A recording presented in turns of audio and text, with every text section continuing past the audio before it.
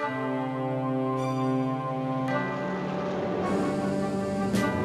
4 of them, 1 o'clock high. They're coming around. Watch it.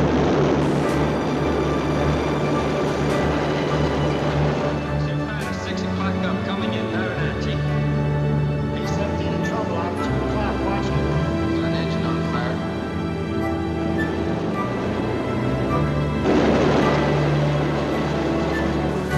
There's 2 more times for the 94. 3 planes, 9 o'clock, coming around. Keep your eye on it. Down to 10. Watch it, so keep your eyes open. World War II, and a fearsome battle raged over the skies in Europe.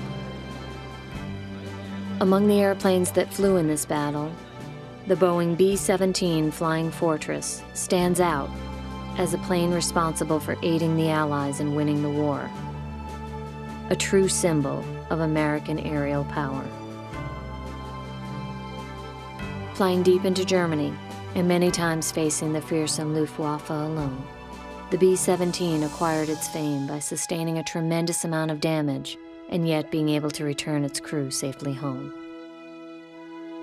But a durable airplane alone did not win the war. It was won by the men who flew her. This is the story of the men and machines that flew in World War II, and the importance of preserving this airplane as a living testament to that time. Through the years, the Flying Fortress was almost forgotten, but today, efforts to preserve the last flyable B-17s give us hope in preserving the legacy this airplane leaves behind.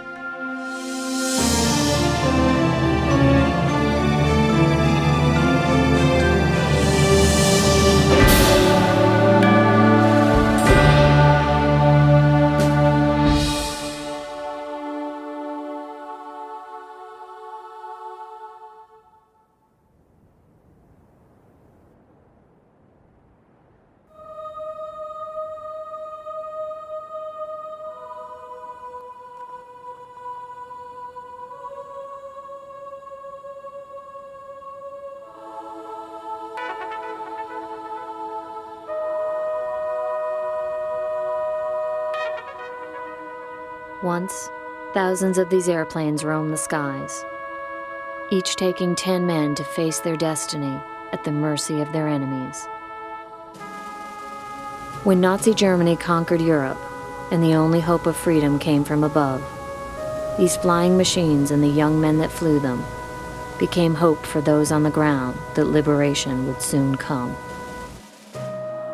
With war's end, however, the incredible tales of bravery were now just distant memories, as aircraft surplus was recycled as fast as they were produced. 12,731 B-17s, at the cost of $300,000 each, showed the ability of an entire generation to mobilize their efforts towards a common goal, a collective effort that hasn't existed since.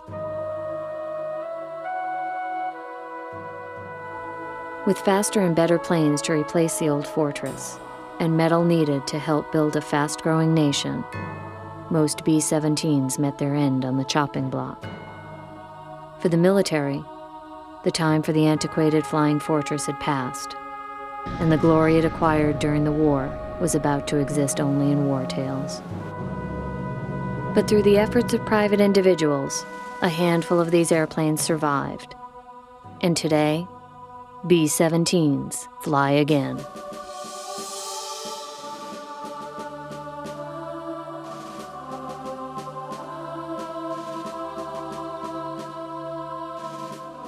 The B-17 is associated with, in a lot of ways, as the plane, the distinct plane that, from an air war standpoint, won World War II. You know, at a point when Hitler had this fortress built around Europe, it was impregnable. We could not get American forces on the continent at that point in time. He forgot to put a roof on Europe, and that was the only way the Allied Air Forces, both the RAF and the 8th Air Force, could attack Europe and make an impression and try to halt Hitler's war machine and try to bring it to a standstill as much as possible or hinder it so that it would stop the availability of being able to manufacture the armaments of war. In that realm, it was a very important factor. The B-17 became looked upon and associated with achieving that goal. And she played such a major role in World War II. But mostly, she is the most beautiful aircraft that ever flew, that ever stood. You can look at this airplane right now and it's sitting here static, without motion, and she's in motion. She's in flight. She's just the most gorgeous airplane that was ever designed and built, and one of the strongest, if not the strongest, bombers ever built. And I'm talking about piston aircraft, World War II aircraft. Maybe there's some stronger, faster, higher, but nothing is more beautiful than a B-17, just aesthetically. She's just the most beautiful thing that it's just, it's a piece of history and it's a piece of art at the same time. Although several B-17s survived the many years since the war as static displays, the last 13 airplanes that fly give us an incredible perspective into the amazing combat experiences of this flying machine. They bring back to life astonishing stories of survival, and by preserving these memories, they have helped elevate the history behind the Flying Fortress to an almost folkloric tale.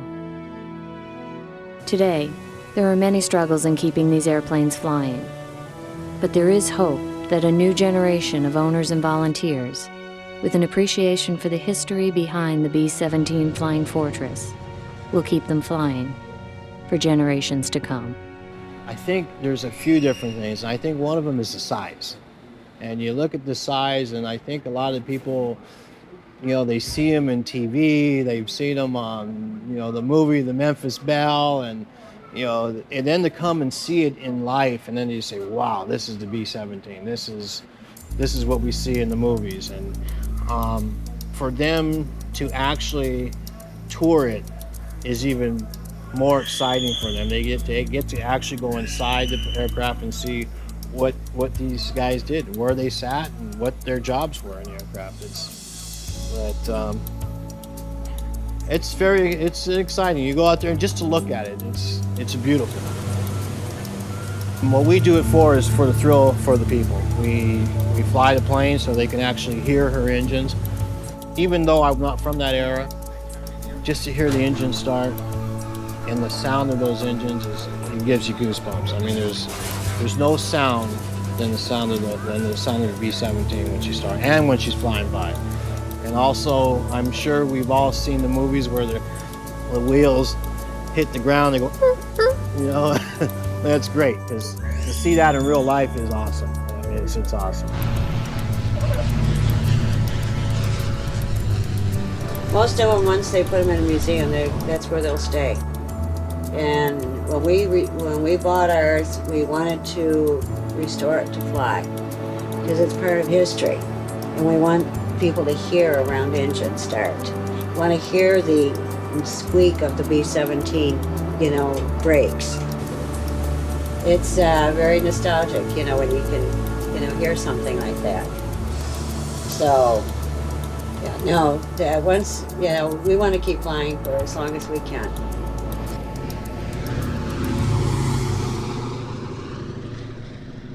With an ever-increasing curiosity about the horrific air combat conditions of World War II, we have just started to comprehend the sacrifices and courage of those who flew these airplanes during the war. Because the Norden bomb sight had to be visually aimed at the target, the U.S. Army Air Force decided to complement the Royal Air Force night attacks with daytime bombing raids. Without the protection of darkness, however, the massive B-17 formations were easy targets in clear skies. The battles these men endured were vicious and created a flying legend like no other in the history of aviation. B-17 was probably the strongest aircraft you ever had out there as a bomber. It could sustain a serious amount of damage, battle damage, and still make it back. 2 engines, no problem. There was one point where a gentleman had lost 3 engines just as he had crossed the English coast and brought the plane back on 1 engine. Remarkable stories. There's another photograph of a 398th plane from Ned Hampstead where literally the front of the plane is gone. The bombardier and navigator section is gone, and all you have is from, you know, a little part of the chin turret in there and the pilot's part back, and they brought the plane back. And you're wondering, how does a plane like that stay in the air? That was a testament to the durable strength of the plane to be able to withstand a lot of damage, yet still be able to bring that crew home. The development of the B-17 is far from the reputation of durability and strength the airplane achieved during the war. In reality, this aircraft was almost not built. In 1934, the U.S. Army commissioned an all-metal multi-engine design airplane capable of carrying a 2,000-pound bomb load at a distance of 2,200 miles. With practically no continuing work and no future orders in sight, the small Boeing Airplane Company of Seattle, Washington, decided to go for broke and gamble $275,000 out of its $500,000 in cash for the development of Model 299. A year later, what rolled out of the final assembly hangar on Boeing Field was a massive airplane, truly ahead of its time. Its gigantic size, glistening all-metal skin, and 5 machine gun nests earned the plane the nickname, the Flying Fortress. During the test phase, the aircraft outperformed all expectations, eventually earning a small test order. But opponents still maintained that B-17s were too complex to fly, and that money should be spent on a greater number of smaller planes. But this was soon to change.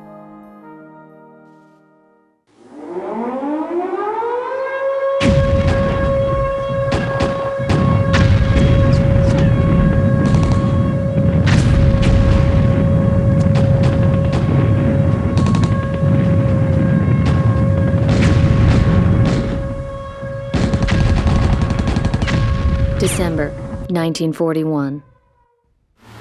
Pearl Harbor. The United States joined the war, and as quickly as they could be built, B-17s were departing to fight in all fronts. For the first time in the history of warfare, bombers would play a decisive role in weakening enemy production. Early combat experiences for B-17s, however, were disastrous, until the full potential of the airplane was realized by flying in massive combat box formations.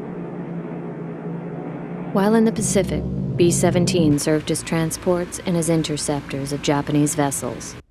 Early U.S. involvement in Europe was only successful when given heavy fighter cover.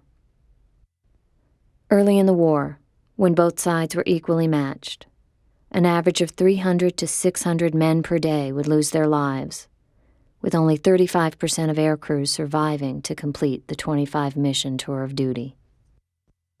Casualties were high. Morale was low. What the Army desperately needed were heroes.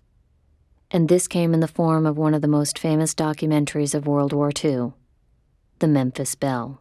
Wyler's film, The Memphis Belle, did a lot to do that. If it would have been on a B-24, we may have been looking at the B-24 a little bit differently. But he chose the 8th Air Force and the Memphis Belle in particular to make a documentary on, which was seen by many, many Americans across, the country. And that was instilled in their mind that here was the plane that had attacked Fortress Europe and it brought, Hitler to his knees. Pilot Captain Robert Morgan, industrial engineer from Asheville, North Carolina. He's flown this ship across the Atlantic. Of course, we didn't know anything about this documentary. I mean, we knew that William Wyler was making some sort of documentary, but we thought it was just a training film. We didn't have any idea that he was going to really put it out as a World War II combat documentary. And we didn't know that we landed that it was going to be named the Memphis Belle. I always kidded him after we landed.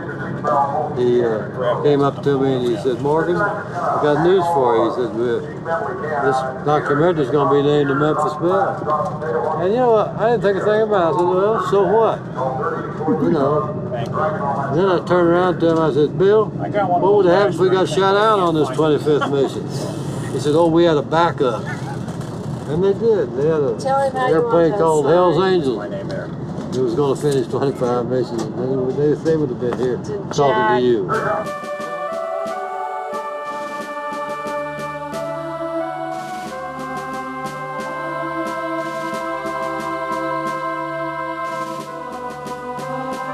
It's called the greatest generation of our time. I wholeheartedly agree with that. Never at any one point in world history has one event shaped the outcome of so many lives as World War II did. And every person that fought in that war was fighting for the freedom of what we have today. And was paid at the cost of their lives. Whether it be their physical lives or emotional lives, we owe them a great source of debt. And you would hope that their history and what they did is kept alive, not only through their families, but for future generations to learn from.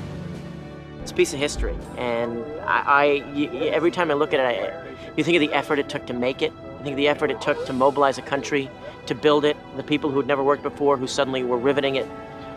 You think about, you know, the guys who are 12, 13, 14 years younger than I am, who strapped on, you know, a flimsy parachute and got in that thing and just went with faith, knowing that they're going there for one purpose, to serve their country, and that was enough. And a collective effort of all these people to come together to build something, to fight for something. We don't really have that anymore. We don't live in we don't have a collective, conscience anymore. So it's great to harken back to an era. And you see guys out here who, are wearing their old jumpsuits, and they probably fought in these things. And for them, it's a trip down memory lane. For me, it's, just an escapist fantasy. What would I be like up there as a 20-year-old, tail gunner, belly gunner, It's for me, it's a very safe fantasy. For those guys, must have been scary as hell. A typical scene at any tour stop of the last flyable B-17s. Veterans, recounting their tales, many of which seem too unbelievable to be true. But in reality, these men survived incredible ordeals, bringing new meaning to the word courage. Who are they? Where did they come from? What did they do? Simple questions that in time will only be preserved by recounting their tales.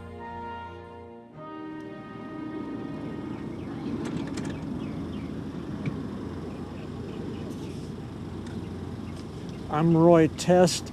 I was a co-pilot on a B-17 called the Bad Penny for 32 missions. I was over Europe in 1944, right around D-Day. Flew those 32 missions in 77 days, and then I was able to return back to the States. After the war, there wasn't too much interest in B-17s or World War II or anything like that, but the last 10 years, the interest has been gradually building up more and more. These annual tours all around the United States, they get here in this area in May every year, so I always make it a point to try and follow them wherever they go, airport to airport. Go in my motorhome so that I can stay overnight and be there when they open up in the morning. And set up my tables with all my memorabilia and my pictures that I took during the war. And many people show a lot of interest in it, and that's what I enjoy doing, is getting people to see those things that I have. I'm happy if people will come and talk with me and look at the material that I have and ask questions. And the main thing is I'm just glad to see them being interested in these things. It has been almost 60 years since Roy Test volunteered to fly the Flying Fortress in one of the most gruesome air battles the world has ever seen. In the end, over 25,000 men like him never returned home. Oh, bring on the customers. Like Roy, those who did survive share an inseparable bond with their flying machines. 10 men from different backgrounds, fighting together to beat the incredible odds against them.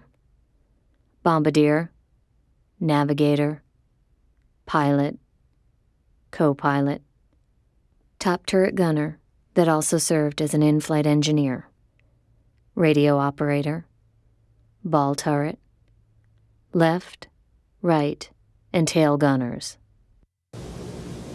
You have read the history and you know our losses were great. It was nothing to lose on each day's mission 30, 40, 50, or 60 heavy bombers, B-24s and B-17s combined. And the records bear that out. And you're talking about you lose from 300 to 600 men in one day. A lot of times I'll tell people, well, we would lose more people in an hour than the entire Desert Storm left during the entire operation. That's just for comparison purposes. And they find that hard to believe, especially the younger people. But that's true, that's the way it was. We were losing 30 and 40 and 50 and 60 bombers most of the time during that part of the war. And you couldn't do a professional job, which you were trying to do, if you were worried about being shot down all the time. I won't say the fear was not there. The fear was always there. If anybody tells you that there was no fear, either he's lying or he wasn't there. If he was there on a mission, he was scared.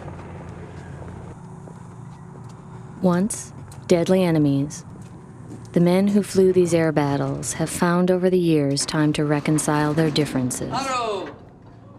Hey, Mikey. My old friend. Today, we learn the fear the B-17 crews had for the Luftwaffe was the same for both sides. What? So where were you, Get number Mike? 1 and 2 engines, and then your torque will take care of it. The fear was when I heard about the B-17. How impossible to shoot it down as a two-airplane attack, you know. It had to be at least 5 or 6 groups to attack from each side to make it happen. Going in there alone with your wingman is impossible. You know you sign your death certificate. And don't be afraid, if you die for the fatherland, you know. You do it because you're put there by some force, by your government to do it. And as you are there in the air trying to fly and to fight, you suddenly realize you're all alone. It's you or him. It's no glamour, it's no nothing. Oh, yeah. I mean, you don't get the feel that you have, that you will be a hero. You just get the feel, I want to get out of here. Yeah, come back home alive. Yeah. On my 14th mission, I was shot down over Berlin while bombing the BMW aircraft engine factory. My entire squadron was shot down, all 12 bombers. And 33 were killed in the air and many more wounded. Of those who were able to bail out, 21 more were beaten to death by enraged civilians using sledgehammers and shovels. They hit a 6 o'clock high right over the tail, and I was up in the nose. And I had my thumb on the salvo switch, and I was watching the lead bomber way out there about half a mile in front of us. There were about 800 and some of us bombers there. And as soon as his first bomb would appear, I'd count 2, 1, press. Because I knew from briefing how far back I was from him and how many seconds it would take for my bombs to land just about where his were landing, you know. And all 12 of us went down in about 20 seconds, all down in flames. Thank heaven, my bomber went into a shallow glide. A lot of them just tore up and went down. That was it. So I was pretty lucky there. I'm here now, so.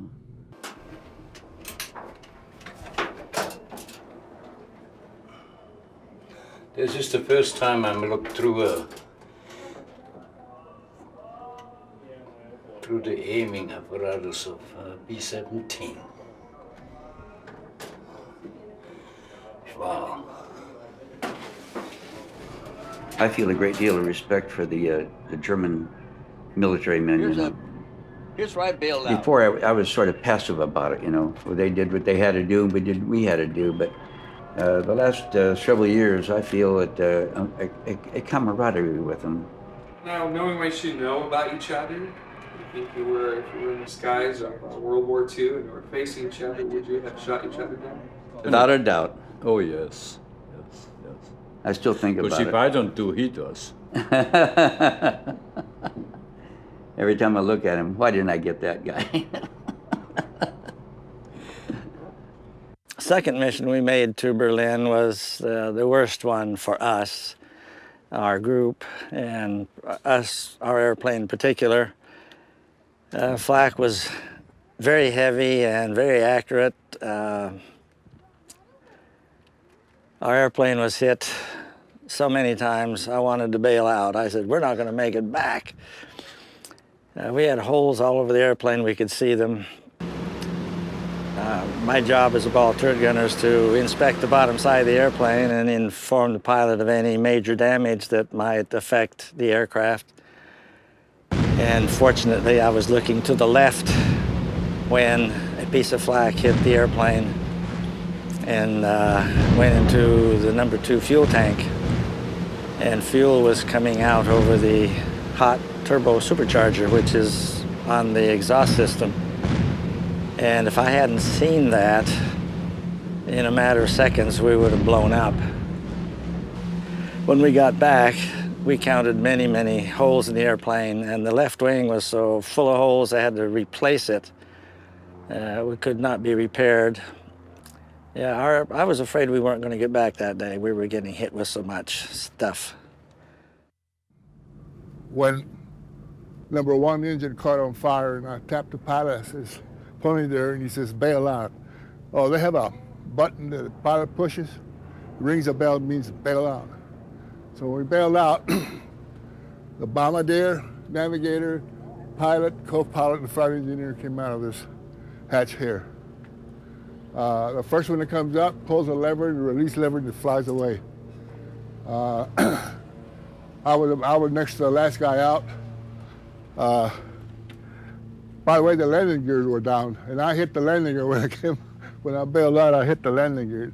It didn't hurt me or anything. It just turned me somersault. And then, of course, you know the old saying, you count to 10 and then you pull the ripcord. That's what I did. I pulled the ripcord.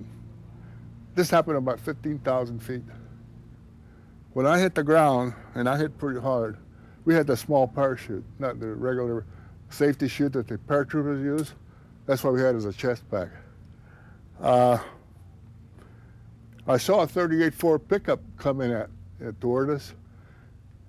For a minute, I thought we were in friendly territory. Wrong. It was a Ford pickup, all right, but it had a German swastika on it.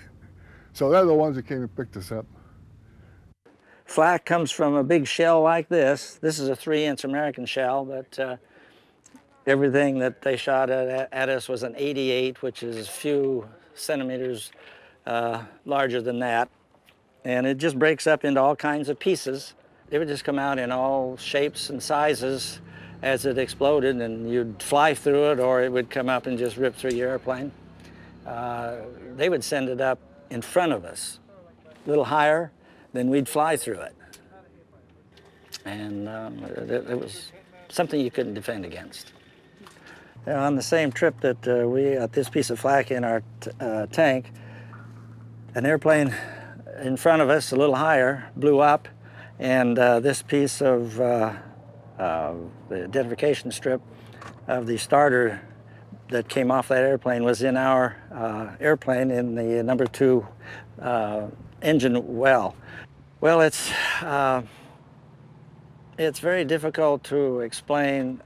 You just wonder when it just disappears and there's just nothing left of it. You wonder what it would be like. Usually an airplane, after bombs away, it gets a direct hit. It'll explode, but larger pieces. The wings fly separately and engines fly separately, and you see it all go down. Maybe somebody can get out, but when that thing blows up and it just disappears in a gray cloud, you say, God, what a way to go. It's hard to explain how you feel when it just disappears and 10 guys go in 1 second, just like that. After your first mission, you're so in a state of shock, sort of. that the next time you go up, why, you say, well, if it wasn't my time last time, I guess it's not my time this time. And coming into the target was always the rough part, because there was nothing you could do but fly straight into the flak. And being a ball turret gunner, or the engineer as a top turret gunner, we could both look forward and see, oh my God, there it is. And we got to fly through that. So you just sort of steel yourself for the situation, and you do get really tense, that's for sure. I was a nose gunner on nose gunner Togolera on the B-17, the G model. On one of my missions, we were on a bomb run, and 2 bombs failed to release. One was hanging by one shackle, and the other one was firmly in place. So I disrobed, I disconnected myself from the main oxygen system. I got on a 3-minute oxygen tank, and I entered the bomb bay. At that point, I watched my watch for time. I had a steel bar. I brought it with me purposely so I could jam it between the shackles. Hopefully, I could dislodge the bombs. Well, time went on. I was actually praying to God in my mind. I said, God, this is bigger than I am. These bombs have got to go. As I was thinking these thoughts, the bombs went. At that very moment, I realized I was out of oxygen. I was struggling to get to the forward part of the bomb bay because I knew I had to get near where the long line on the main line of oxygen was. I got pretty close, and I couldn't make it. And my last thoughts were I was laying down on the catwalk. German fighters were passing under me. I see the German Schwarzer as clear as day. The air is rushing up. And as that last thought went through my mind, the top engineer hooked me in to the main line, and I blossomed out and I went forward to my position in the nose. I was no sooner there, German fighters were coming in at us. I could actually see the face of the German fighter in the Messerschmitt 109. His cannon was going back and forth, and he hit us in the right wing. He left a big hole the size of a grapefruit, but fortunately it didn't cause any damage. It was taken by the airplane that dropped the bomb, but this bomb almost takes the rudder, the elevator off, but it locks the elevator in down position, and the pilot lost control, and everyone was killed in it. It was his fault. He was out of position, because he was supposed to be on the right side of us. This is us. And when we got to the target, he was over here. And then he started drifting under us. And this airplane that was above us, when the bombs were dropped, hit him because he was just going under us at the same time. And this shows that the the elevator didn't come off, but it locked the elevator down to where the pilot lost control. And you can tell he was drifting because this particular street pattern is right next to the fuselage, and then 6 seconds later he's moved that far, which was a continuation of what he was doing. And he just goes straight down, and nobody gets out. Whenever a plane starts going down, you want to say, where are the chutes? How many coming out, you know? And of course, at first, I didn't know he was going to be out of control. But before long, I knew he was going to stay, and he just went straight down. And I just followed him down. I turned the turret and watched him way back there keep going down, and no chutes come out. They were just locked in because they were dropping so fast, centrifugal force. Those that saw it were, you know, they were affected by it. You wonder what they were thinking as it was going down. I mean, you picture yourself doing that same thing, you know.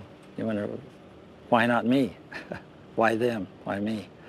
So it was something that lingers with you. You know, that is as wide to me today as it was 50 years ago, 60 years ago. Toward the end of the war, Hitler had ordered all the prisoners to be shot. And that quite a stir-up, you know.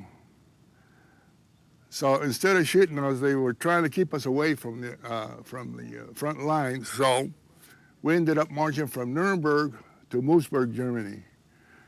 And that was quite a trip. I made it. It was 18 days. Quite a few people didn't make it. A lot of people were sick, pneumonia and what have you. When we got there about on April the 18th. And on April the 29th, General Patton liberated us there in Stalag 7A, Moosburg, Germany, right outside of Munich. And what a sight that was. They came in early, and then afterwards they came in with a bunch of tanks, scared the hell out of the Germans. Patton brings out right in front of the tank, went right through the gate, busted it wide open. What a beautiful sight. The guy jumps out of the tank, runs up to the flagpole, pulls down the German flag, and runs up the American flag. Now that, to me, I'll never forget that sight. That is represented our country, represented freedom. You know, I was getting ready to go home. After World War II, veterans returned home to a different reality. A country that had lost its innocence. Their tales of bravery were lost in the middle of progress, and it wasn't until recently that a renewed appreciation for what they did during the war created a new role for the last flyable B-17s, the Flying Museum. A couple of things before we go flying. First of all, we need your seat belted down for the engine start. It is as noisy as you can imagine. It is as cramped as you can imagine. It is, I can't imagine how scary it must have been. You're sitting down on the floor, you can't see anything, you just hear the rumbling, you know, you take off and it is loud and crazy and wild and there's wind everywhere and there's two huge guns and you just know what they were used for. And you just realize that how many people, just the bravery it must have taken for all these people to go up there knowing what they were going to do. And, you know, maybe some people say, well, you're 19, 20, you're foolish, you're young. I sat next to a guy who had flown 36 missions as a pilot. He was probably 10 years younger than I am when he did it. I can't imagine that. I just can't imagine that. He said he bailed out. He bailed out once over Yugoslavia. You know, I think at 22 I was, you know, drinking beers and trying to figure out how to finish final exams. You realize, you know, what sacrifice really is. This airplane is just everything that was ever written about it. This will be my 6th ride. I guess I saw 12 o'clock high too many times when I was a child, and it got bigger than all of us. And to get a ride in a B-17 in the year 2000, I think is just the most wonderful thing. My great-grandfather flew World War II, and he was in the 91st Bomb Group, 401st Squadron. He was shot down in Bremen, Germany, and he was prisoner of war for 2 years and 2 months. And he was navigator on the B-17. You would hope that it wouldn't be a thing of the past, but the cost of maintaining them is astronomical. When you want a piece of a B-17, you have to have it manufactured now. It isn't like you can go to the store, call up the phone and go, by the way, I need a new engine. By the way, I need a new rudder. But I think with the current status of owners that are out there that fly these planes, and they fly them for the enjoyment, but also the history of them, you're hoping that they'll pass them down, or when they sell them to somebody that wants to keep the plane in the air. Because right now, to keep a 17 in the air costs $2,000 an hour.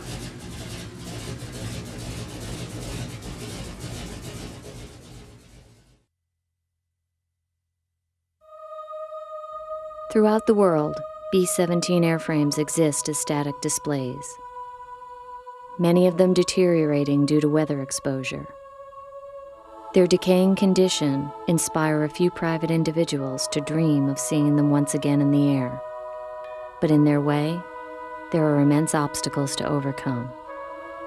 What we're trying to do is to put a B-17 in the air from whatever condition it's in right now, which is pretty bad for most of them.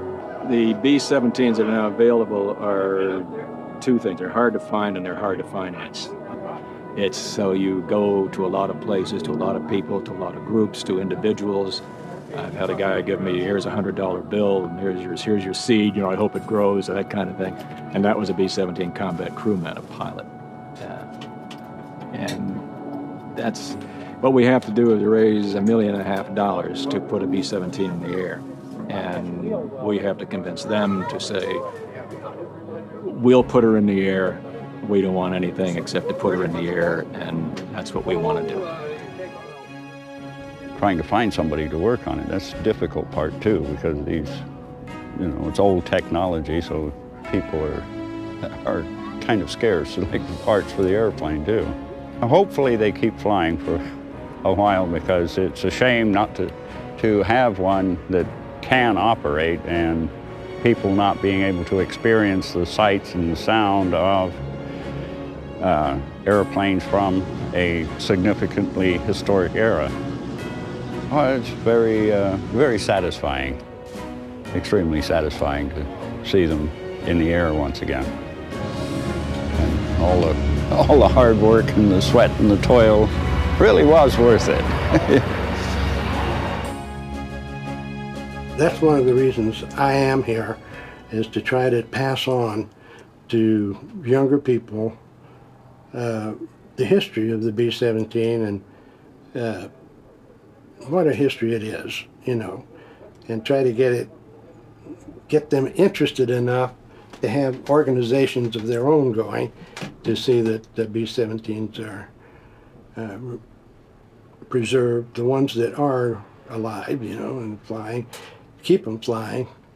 To just let them sit on the ground, I suppose that's okay for several of them. But for some of them, they ought to keep flying. They really ought to keep flying.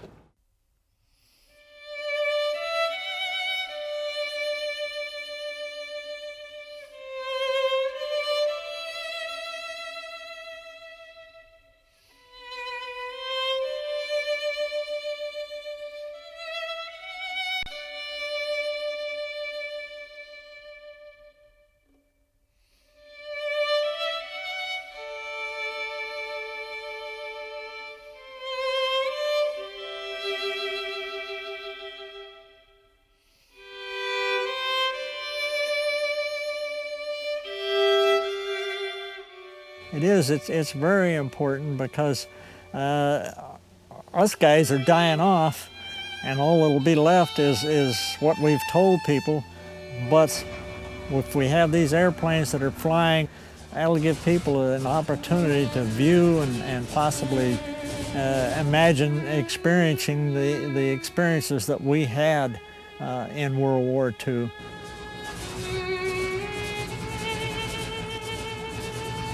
I think you have to preserve the B-17 for the history of what it has accomplished, the history of what it's accomplished and what it stands for. As much for the plane itself as for the people that flew it, the people that gave their lives, the people that put everything on the line. They represent, to a new generation, a history lesson in what they're not taught nowadays in school.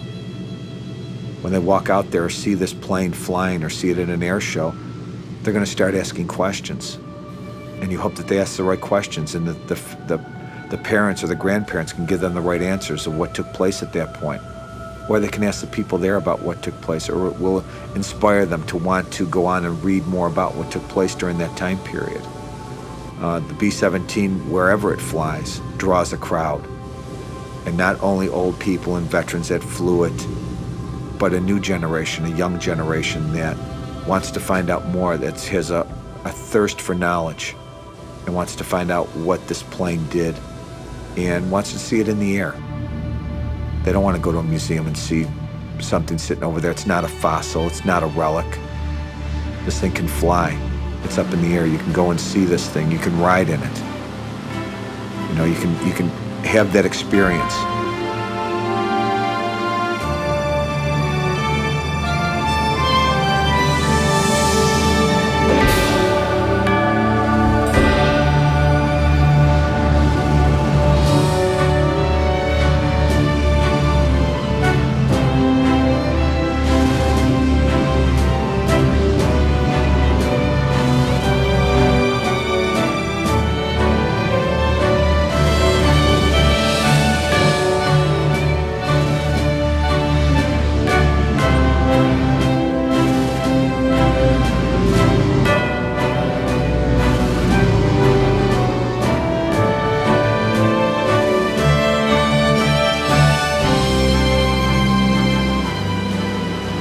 B-17s fly again, this time in their most important mission: to remind future generations of a legacy unmatched in the history of aviation. Overwhelming odds were against them, but time and time again, persistence proved greater than fear. Someday, in the near future, the last man to have flown these airplanes will pass away, and with him, the last flyable B-17 will become a thing of dreams. But as a new generation takes over the task of keeping them flying, there is hope that a renewed interest in World War II will keep B-17s gracing the skies for generations to come. To be able to see her in the air and to hear her sounds, assure those who flew her their feats were not in vain. All they ask is that we remember them and the sacrifices they endured for the freedom we so often take for granted. The B-17 Flying Fortress is an icon of American ingenuity. It is living history. We cannot afford to forget those who flew these airplanes, their feats, their fears, their glory. We must, at whatever cost, preserve the last flyable B-17s in the air, where they were meant to be remembered.